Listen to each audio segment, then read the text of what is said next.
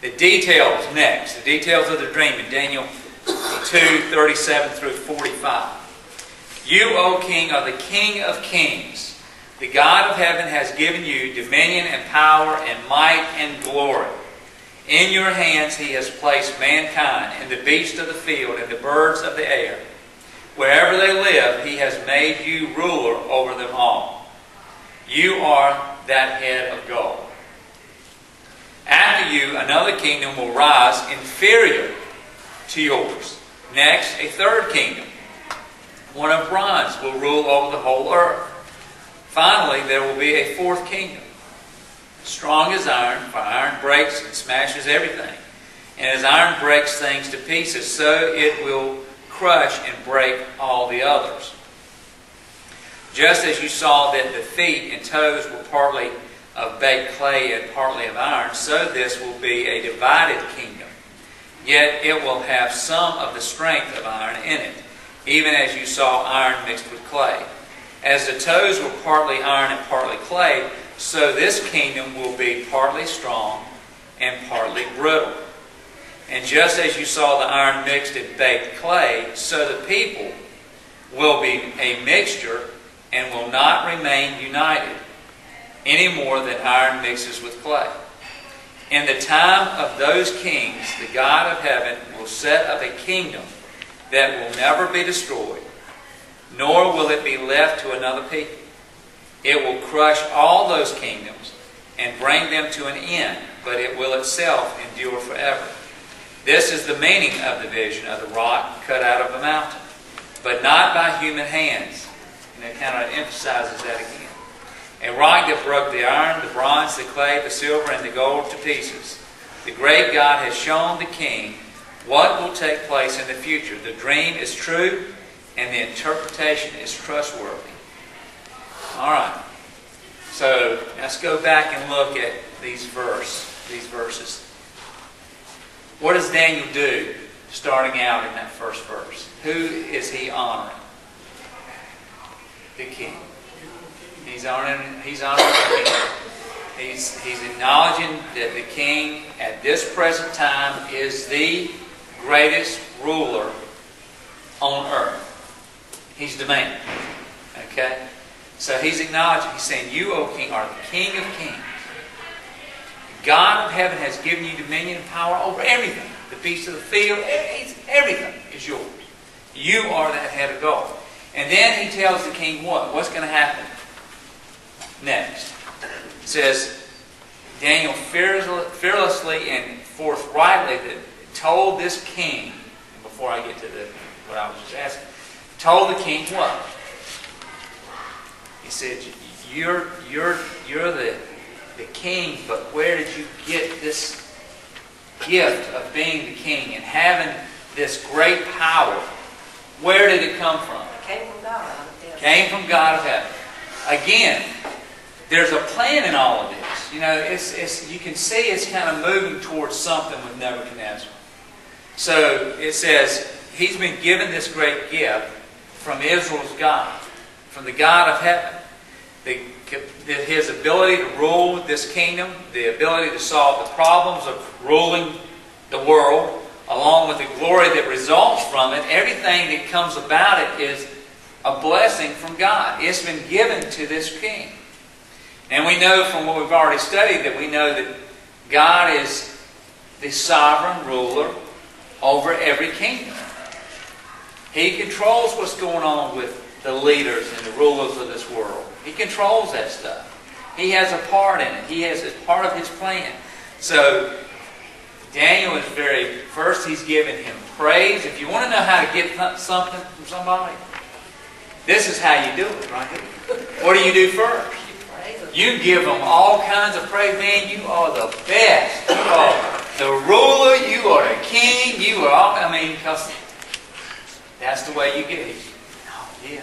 Lift them up a little bit, and then you can work with them. All right, so the first major point in this study, it says the statue represents a succession of kingdoms. All right, so remember that descending value. Now, it doesn't necessarily mean that they're smaller kingdoms. okay, in terms of size, is something else that's happening with these kingdoms. We're going to see we're going to unfold this thing. So the first major point is that there's a succession of kingdoms. The second major point is that the absolute sovereignty of God in all of these kingdoms. He's still in charge. They commence with God giving the kingdoms to men. All right, 2 Daniel 37. God gives kingdoms to the two men. And they will conclude with God taking them away from man and setting up His kingdom.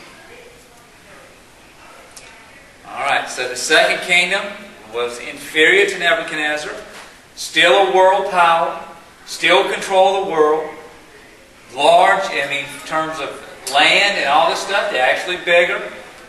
But again, it's representing an inferior metal. Okay? We'll get to that.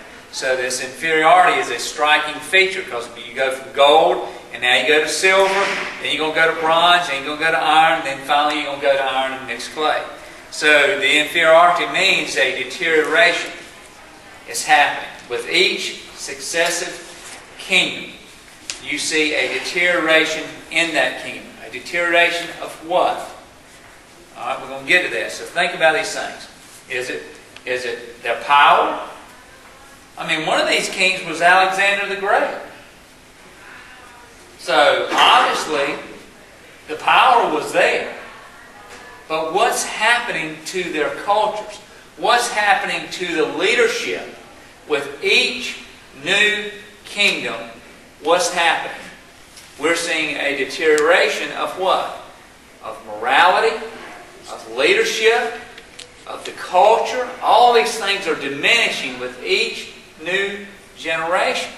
So, do we see that in our time? Do we see it right now, what's happening with each new president, with each new leader over there, whatever country it is? It seems like it doesn't matter where you go across this planet now. If you look at the leadership, look at Margaret Thatcher. Think about her.